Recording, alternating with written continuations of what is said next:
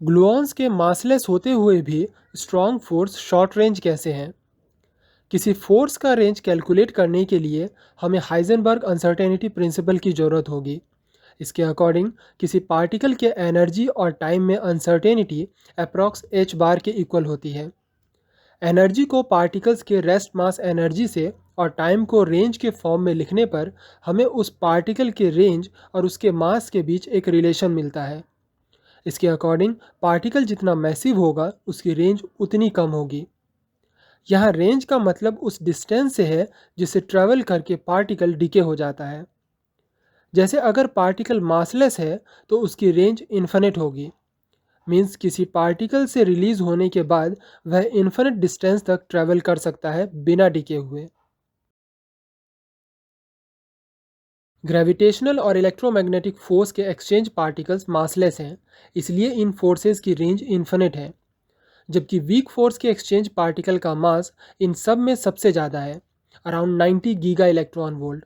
इसलिए इस फोर्स का रेंज सबसे कम 0.002 फॉर्मी है। अब बात करते हैं स्ट्रॉन्ग फोर्स के रेंज की। यह थोड़ा इंटरेस्टिंग है।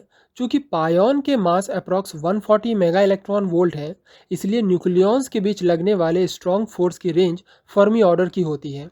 लेकिन ग्लूऑन तो मासलेस है, तब तो दो क्वार्क्स के बीच लगने वाले स्ट्रॉन्ग फोर्स की रेंज इन्फिनिट होनी चाहिए। लेकिन ऐसा है नहीं। क्वार्क्स के बीच लगने वाले स्ट्रॉन्ग फोर्स की रेंज न्यूक्लियॉन्स के बीच लगने वाले स्ट्रॉन्ग फोर्स से भी कम होती है। इसकी वजह है दोनों केसेस में स्ट्रॉन्ग फोर्स का डिफरेंट मैकेनिज्म।